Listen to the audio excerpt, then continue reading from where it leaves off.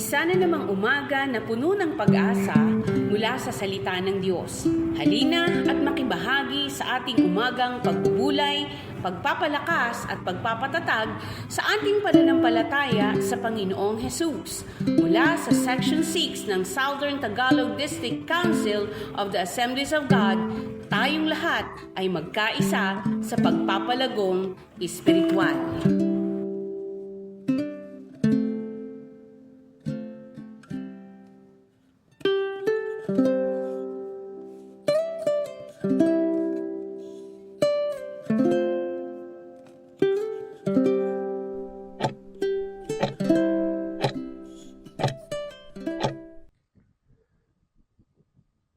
Magandang araw po sa inyo mga kapatid. Welcome pong muli sa ating morning devotion. At tayo po'y magbulay-bulay ng kanyang salita. Sa Philippians chapter 4, 19 to 20 ay sinasabi ay ganito. At buhat sa hindi maubos na kayamanan ng Diyos, ibibigay niya ang lahat ng inyong kailangan sa pamamagitan ni Kristo Jesus. Purihin ang ating Diyos at Ama, magpakailanman. Amen. Amen. Magandang araw po sa inyong lahat muli, mga kapatid sa Panginoon. Bago tayo magpatuloy, mayroon akong tanong para sa bawat isa sa atin. Naranasan mo na bang mawalan?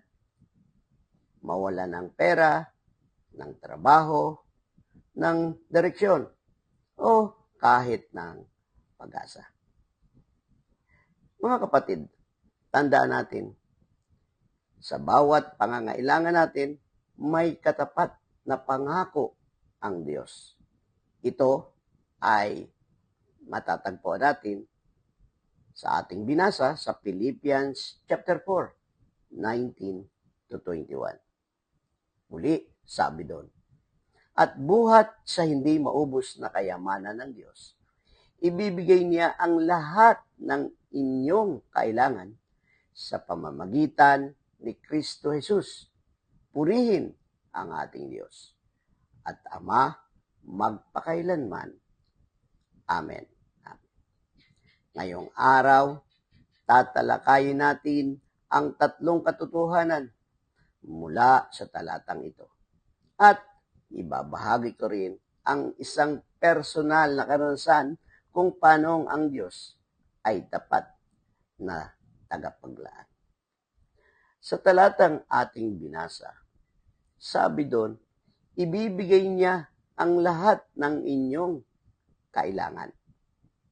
Hindi niya sinabi, ibibigay ko ang lahat ng gusto mo, kundi lahat ng iyong kailangan. Yung kailangan lang ang nais ibigay ng Diyos sa bawat isa sa atin.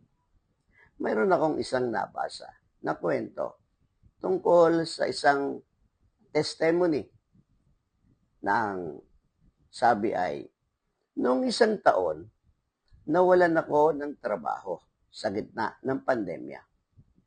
May panahong wala kaming pambayad ng kuryente o pagkain. Luhod ako ng luhod sa panalangin. Pero, alam nyo ba, isang araw, may kumatok sa bahay namin. Kapitbahay lang, dala-dala ang ilang supot ng grocery. Sabi niya, di ko alam kung bakit, pero inutusan ako ng Diyos na ibigay ito sa inyo. Grabe ang kilabot ko sa presensya ng Diyos. Siya mismo ang gumamit ng tao para iparamdam na hindi niya ako nakalimutan. Kapag sinabing ibibigay niya, pangako yun, hindi posibilidad. Napakagandang patotoo ng isang lalaki na nakaranas ng pagpapala mula sa Diyos. Maging ako, kapatid, nakaranas din ako ng mga pagpapalang nagmumula sa Kanya ng panahong ako ay nagpapaaral ng aking mga anak. Sabay-sabay silang nagka-college. Pero ang hirap. Pero salamat sa Panginoon, tinugon niya ang pangangailangan ng aking mga anak. Ngayon, sila'y lahat ay mga professional na, may kanya-kanyang bahay at marangal na trabaho.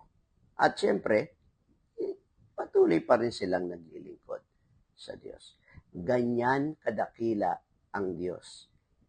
Lahat ng ating pangangailangan, ibibigay niya. Isa pang bagay na nakita natin sa talata ay sinasabi, buhat sa hindi maubos na kayamanan ng Diyos.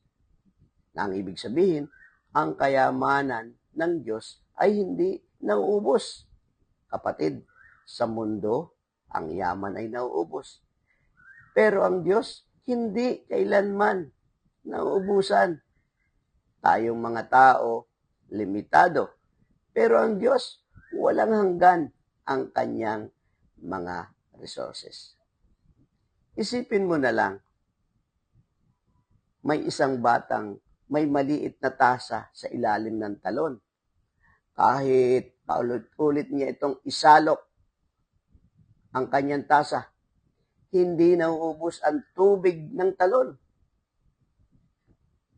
Ganyan ang Diyos. At tasa lang tayo, pero siya ang talon ng biyaya. Ang tanong ay ito, lumalapit ba tayo sa talon? O tinutuyo natin ang ating sarili sa kahanap ng solusyon para sa sarili nating paraan? Kapatid, mapapagod tayo. Nandyan ang Panginoon. Handa tayong kanyang alalayan sa panahon ng ating mga pangangailangan. Kung ikaw may napapagal, sabi ng Panginoon, lumapit kayo sa akin, kayong mga napapagal at nabibigit ang lupa, at kayo ay aking pagpapahingay. Kapatid, sagana ang biyaya ng Diyos sa kanyang mga anak. Isa pang nakita natin sa talatang yon ay sa pamamagitan ni Kristo Jesus. Ang lahat ng pagpapala ay dumarating hindi dahil sa ating kabutihan, kundi dahil sa kabutihan ni Kristo. Ang Diyos ay mabuti sa atin. Handa niyang ibigay ang lahat kung ang kanyang buhay ay inialay para sa atin. Yung atin pa kayang mga pangangailangan, ang hindi niya ibigay sa atin. Tanda natin, sa pamamagitan niya, tayo ay naging anak ng Diyos at bilang mga anak ng Diyos, may access tayo sa yaman ng langit.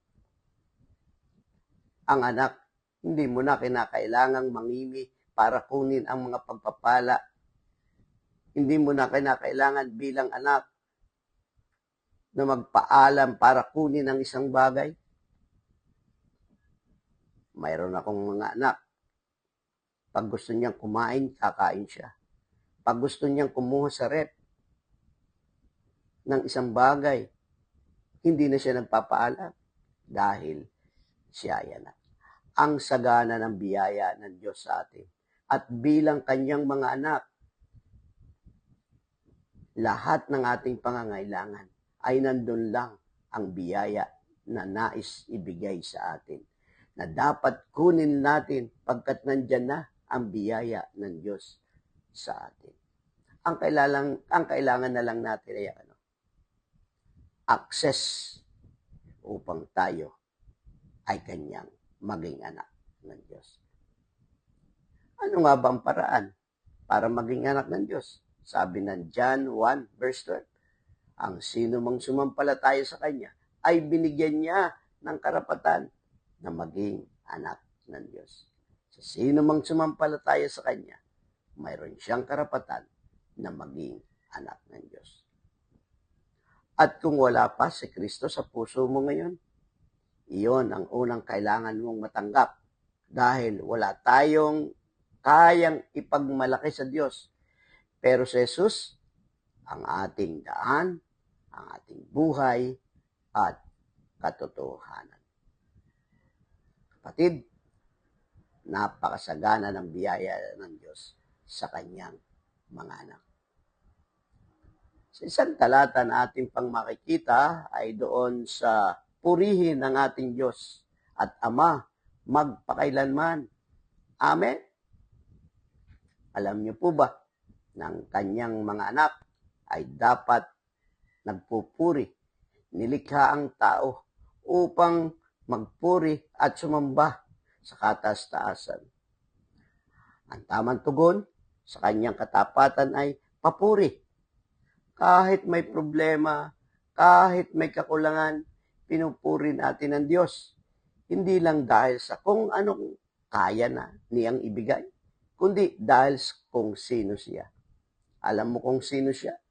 Siya ang manlilikha. Siya ang lumalang ng langit at lupa. Siya ang gumawa ng lahat ng bagay at tumutugon sa ating mga pangangailangan. Ang mga nakikita natin sa kapaligiran, siya ang lumikha. Kaya, karapat-dapat lang natin siyang purihin. Karapat-dapat lang natin siya luwalhatiin at sambahin ang kanyang dakilang pangalan. Pangalang ibinigay sa silong ng langit, sa ibabaw ng lupa at sa ilalim ng lupa, na sukat ikaligtas, kundi Panginoong Hesukristo lamang. Siya ang karapat-dapat nating luwalhatiin at sambihin at dakilain. Mga kapatid, sa panahong nagkukulang ka sa emosyon, sa pera, sa direksyon, huwag kalilimutang ang Diyos ay tapat maglaan. Hindi nauubusan ang kanyang kayamanan. At ang lahat ay dumarating sa pamamagitan ni Kristo. Katapos-tapusan, mga kapatid, karapat-dapat siyang papurihan. Salamat sa Diyos sa umagang ito. Nawa ang kanyang salita na ating mapagbulay-bulayan ay mapanghawakan natin upang maranasan mo, maranasan ko ang pagpapala ng Diyos sa kanyang mga anak. Tayo po ay manalangin. Aming Ama na nasa langit, salamat po sa iyong kabutihan. Salamat sa pangakong ikaw ang Diyos na hindi nauubusan. Sa gitna ng aming mga kakulangan, itinuturo mo sa amin na sapat ka. Tulungan mo kaming magtiwala at manampalataya kahit sa gitna ng pag-aalinlangan. Turuan mo kaming lumapit kay Kristo araw-araw at mamuhay ng may pasasalamat. Sa pangalan ni Jesus na aming Panginoon at tagapagligtas.